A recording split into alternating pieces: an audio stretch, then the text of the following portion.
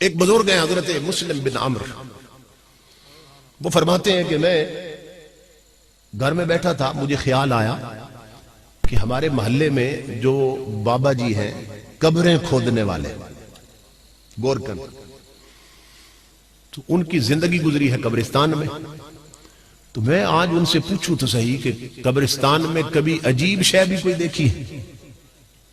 کہتے ہیں میرے دل میں نہ اللہ نے بات ڈالی، میں چلا گیا ان سے پوچھنے کے لیے۔ جب میں نے سوال کیا وہ رونے لگ گئے، کہنے لگے اب مسلم، میں نے ایک ایسی چیز دیکھی ہے اسے میں بھول نہیں سکتا، اور اس منظر نے میرا رخ اور کانٹا بھی بدل دیا تھا۔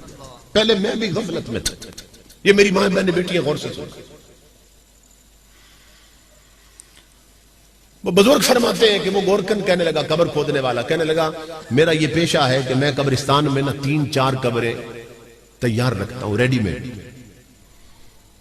پھر جن کا کوئی مر جائے تو وہ آ کے مجھ سے قبر خرید لیتے ہیں، اس کی مزدوری مجھے دے دیتے ہیں قبر کھودنے کی، بس اسی پہ میرا گزارا ہو رہا اور زندگی چل رہی۔ تو وہ بابا جی کہتے ہیں قبر کھودنے والے کہ میں قبرستان میں 2 قبریں کھود چکا تھا اور تیسری قبر میں کھودنے لگا، اور خیال تھا کہ 3 قبریں کم از کم تیار ہو جائیں نا، پھر تھوڑا آرام کریں گے۔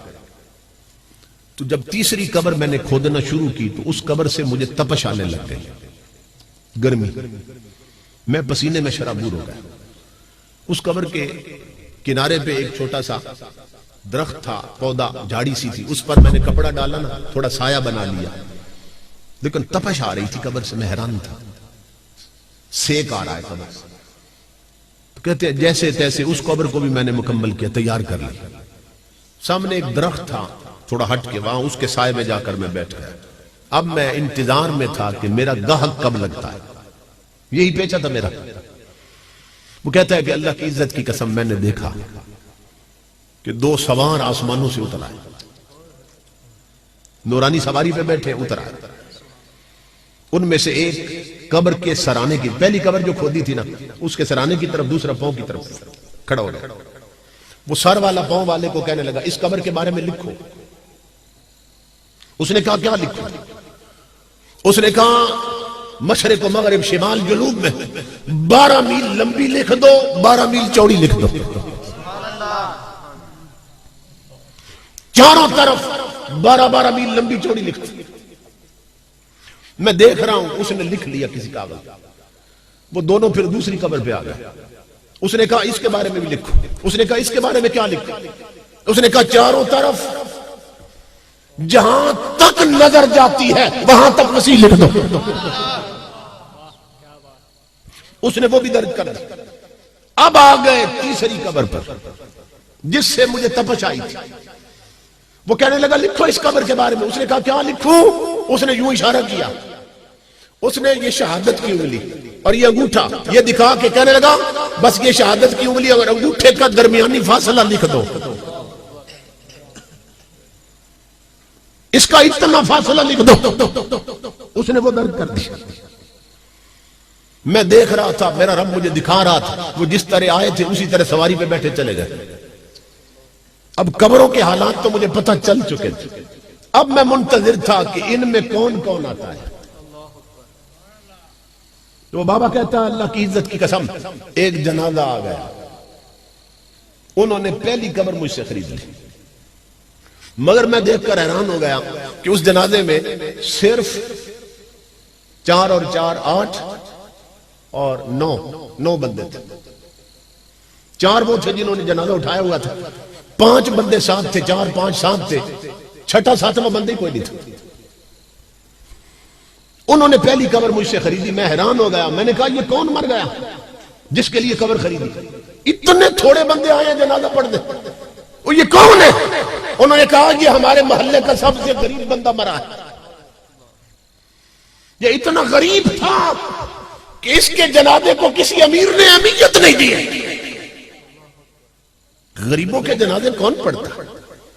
غریبوں کے جہاں میں وقت بھی رک رک کے چلتا ہے، کبھی صبح نہیں ہوتی کبھی شامیں نہیں ہوتی، تو ہم تو جنازے بھی ادلے بدلے میں پڑھتے ہیں کہ میرے مرے تھے تو یہ پڑھنے آئے تھے، اب ان کے مرے ہیں تو میں پڑھ جاؤں۔ غریبوں کے جنازے کون پڑھتا؟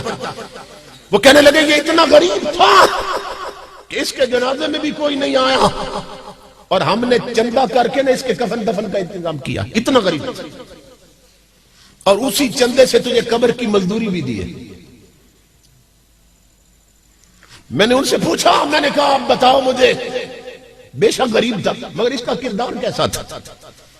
تو ایک بندہ کہنے لگا سون اللہ کی عزت کی قسم, یہ دولت کا غریب ضرور تھا مگر سجدوں کا غریب نہیں تھا, کلمے کا غریب نہیں تھا. یہ گلی میں چلتے ہوئے بھی اپنے نبی پہ درود پڑھتا رہتا تھا, یہ بیٹھا ہوا بھی کلمے کا ورد کرتا رہتا تھا, اس کا اکثر وقت مسجد میں بیتتا تھا, یہ وضو میں رہتا تھا. کہتا ہے میں نے اس کی مزدوری واپس کر دی. میں نے کہا اس ثواب میں میں بھی شریک ہوتا,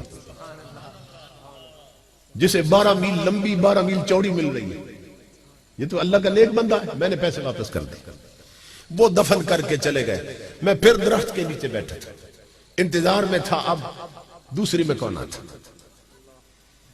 کہتا ہے پھر ایک جنازہ آ گیا.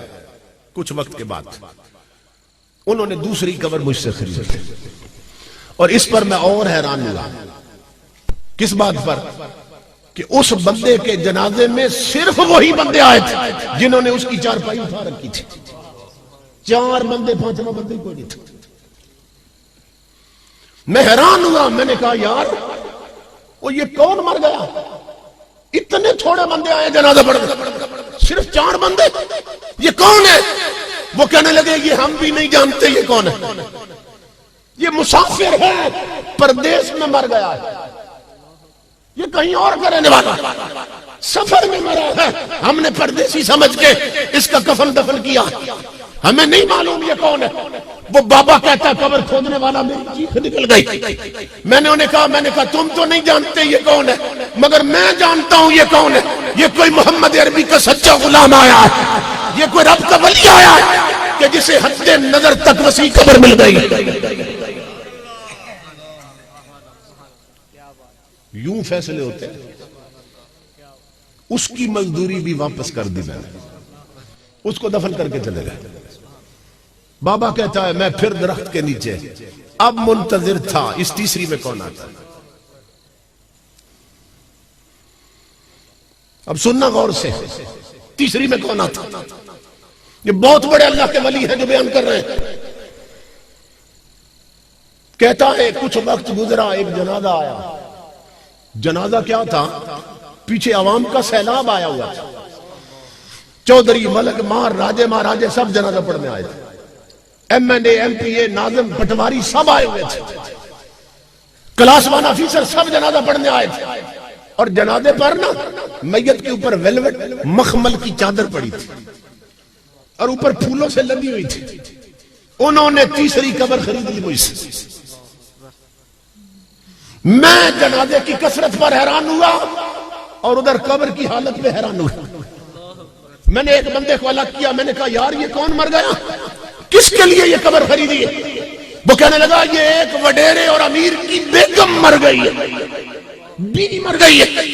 میں نے کہا یہ کیسے تھے؟ انہوں نے کہا ان کے گھر میں دولت تو تھی مگر نبی کی شریعت نہیں تھی. پیسے نے انہیں غافل بنایا ہوا تھا. ان کے گھر کے مسلح ویران رہتے تھے, گھر کی الماری میں قرآن پڑا رہتا مگر گھر میں گانے چلتے تھے. غفلت تھی, دولت نے انہیں رب رسول کا باغی بنا رکھا تھا.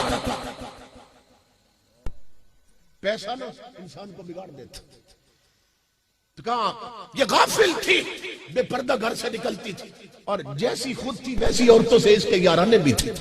اس کی سہیلیاں بھی بے پردہ بے حیا تھی. وہ بابا کہتا ہے قبر کھودنے والا مسلم, اس دن سے میرا کانٹا بھی بدل گیا, میری غفلت کی پٹی بھی اتر گئی اور مجھے یہ بات سمجھ آ گئی کہ یہاں قبرستانوں میں زمین کے نیچے یہاں عہدے نہیں چلتے, ذات نہیں چلتی, دولت نہیں چلتی.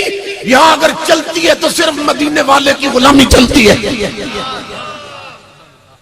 یہاں تاجدار کائنات کی تابعداری چلتی ہے, یہاں اور کچھ نہیں چلتا ہے.